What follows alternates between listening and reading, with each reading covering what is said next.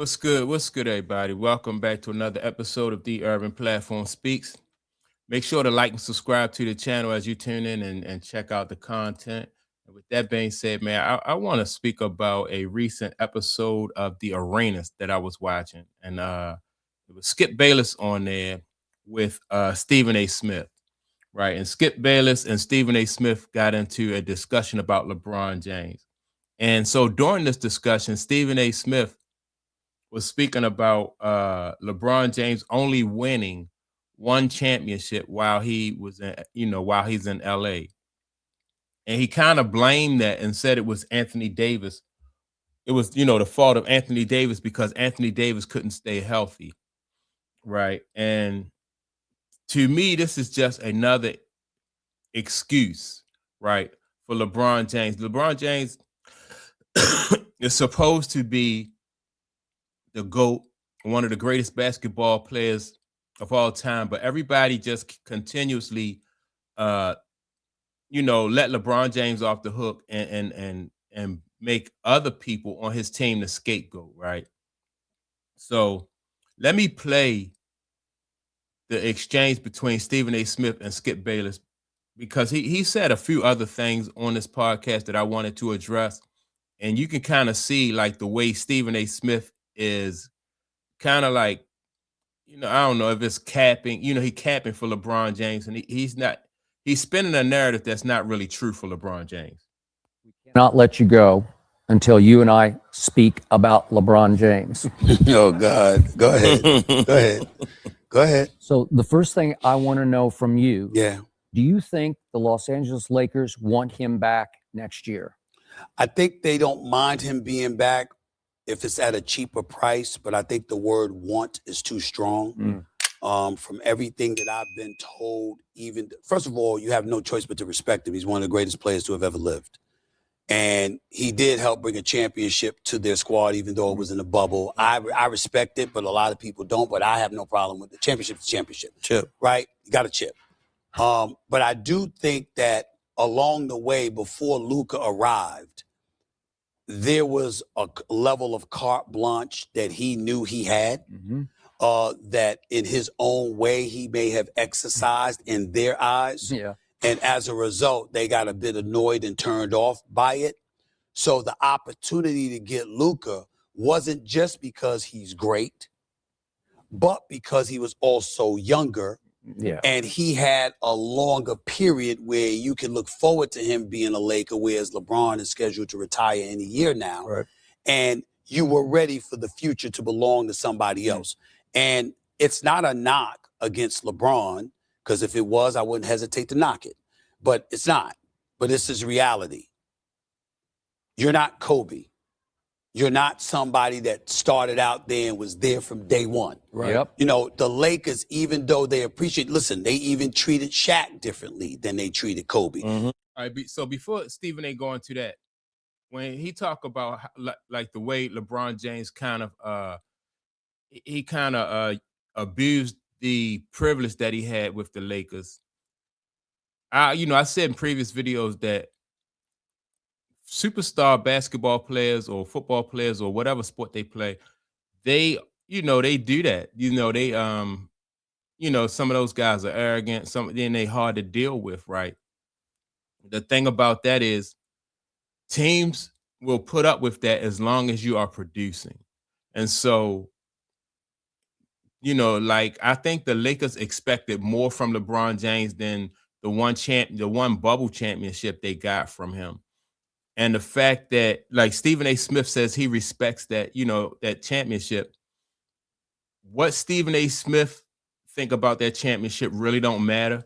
It's the fans, like how they feel about that championship. Like if the fans, some players don't even respect it, but just say for the fans' sake, fans don't respect it, especially not Laker fans. And so if fans don't respect it, that means that that championship that they got in the bubble is not going to be looked at the same way past championships, and they're not going to be they're not going to be able to capitalize on that from a financial standpoint. Like they're going to sell less merchandise that is connected with that, like all the jerseys, like LeBron jerseys and all that other stuff that's connected with that, because fans are going to put in their own mind, there's going to be an asterisk next to that. And there's going to be some question and some doubt about that situation, right? Now, if LeBron James had won another championship besides that, then the fan, it would have been a better look. But what the media think about it is not, they can pump it up as much as they want to, but fans are the ones who buy whatever's promoted that's connected to that championship. Magic, Kobe, cats that were there from the beginning and stayed there. The Lakers historically look at them a little bit differently than they look like a transplant who they've inherited. Right. All right, so he just called LeBron James a transplant, right? And I think the more appropriate word is not a transplant. I think, and I said the same thing about Kevin Durant. I think it's more like a mercenary. Like, he was brought in to do a specific job. He's a hired hand, hired to come in and win a championship for them. That, Kobe and Magic were day one Lakers. And that's why, like, Laker fans are really so passionate about Kobe and Magic, because they day one Lakers. And when you are a player who has moved around from team to team, you don't form that bond with a specific fan base. You don't have a forever home like most of the greats back in the day. They had a forever home, one fan base that they was connected to. So that's why I always say that I'm not sure if I think Cleveland will give LeBron a statue. Don't really know about LA, and I'm pretty sure that Pat Riley not, if Pat Riley have anything to say about it, Miami not giving they're not giving LeBron a statue, right? So I don't think LA will do it either, though. But let's move on. So because of that, if you combine that with this feeling that you really exercising your cachet, there's going to be some resentment. Mm-hmm. And they may not want you to leave, but they certainly wanted to diminish the supposed power you either thought or actually had. Okay.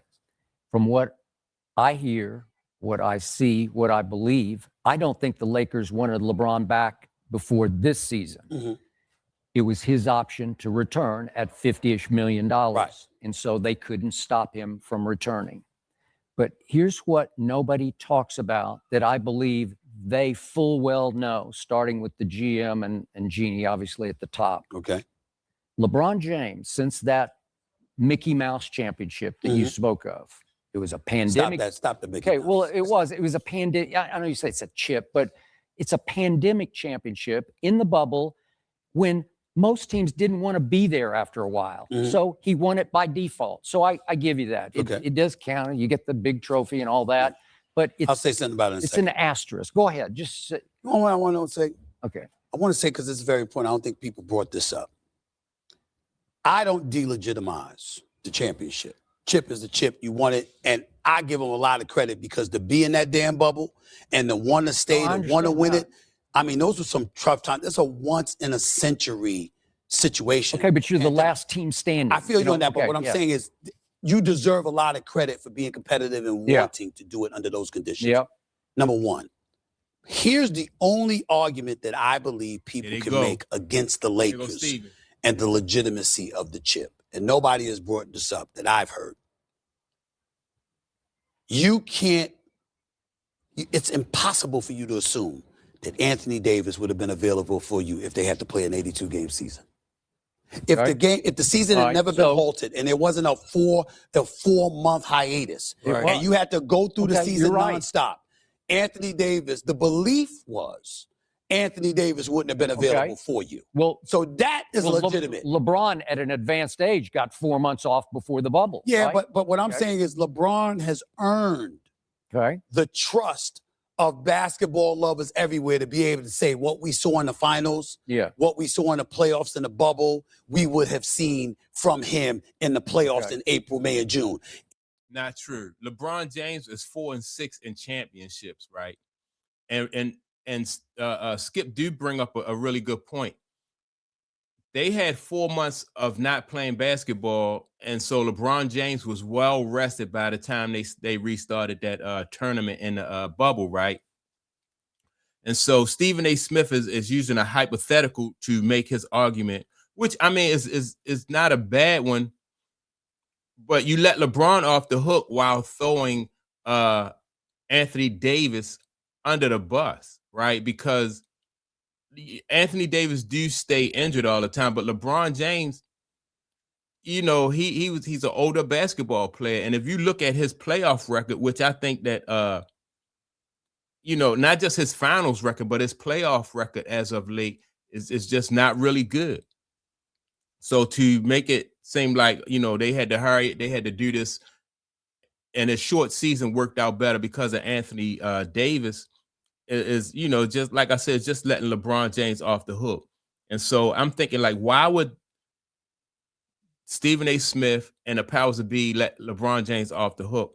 And part of my reasoning is I think, like, once the NBA get into business with like LeBron James, it don't do them any good at this point in the game to throw LeBron James under the bus and watch that. They just got to play this out, this situation with LeBron. They know that how people feel about LeBron's Lakers fans and fans in general, people who know about basketball, they know how people feel and think about LeBron. So they're not going to throw LeBron under the bus, especially not while LeBron James is playing with them, you know, while he's the face of the league. That don't do the league any good. And so when people say, well, man, why are they going for this stuff that LeBron, you know, I think once LeBron James is out the league and whatever narrative they put out there against LeBron James, the NBA and anybody else, they're not really going to do anything to dispel those narratives, but they're not really going to throw him under the bus at all. Anthony Davis hadn't, because we had not seen him be available. Right. And there were questions. I mean, no, we weren't as extreme as Charles Barkley.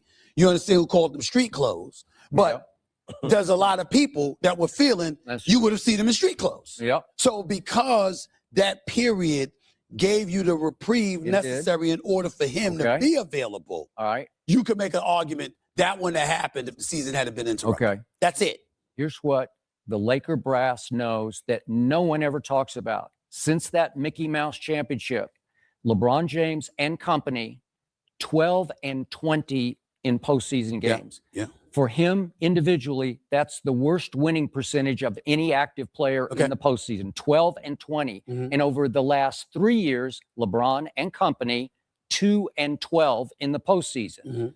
And listen, this man has been a disappearing act in the fourth quarters of the last 3 years of playoff runs, 2 of them very quick and short. But even if we go back to the Denver, they got to the conference championship, they got swept by Denver, and Denver's on its way to winning it all. But in those 4 fourth quarters, LeBron shot 7 of 23 and 1 of 10 from 3. And during that series, he set an NBA record for missed consecutive fourth quarter threes of 20 in a row. He missed 20 straight threes in the fourth quarters of those Denver games.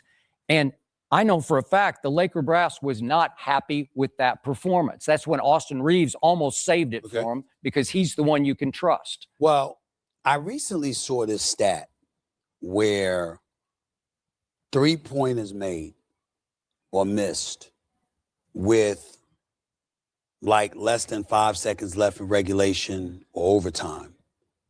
LeBron was like 0 for 17. Yeah, see, I mean, all right, so what Skip Bayless said, man, I mean, like, Stephen A. Smith can't get around that. You know, his playoff record just speaks for itself. And I'm glad that Skip Bayless did not allow him to just throw Anthony Davis under the bus.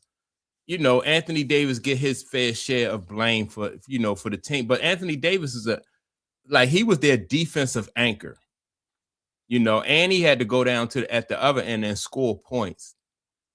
Is he a guy who get hurt often? You know, yeah, that's true. But when he is healthy, man, he was like one of the better players in the league, though. But I can't, you know, this Stephen A. Smith, man.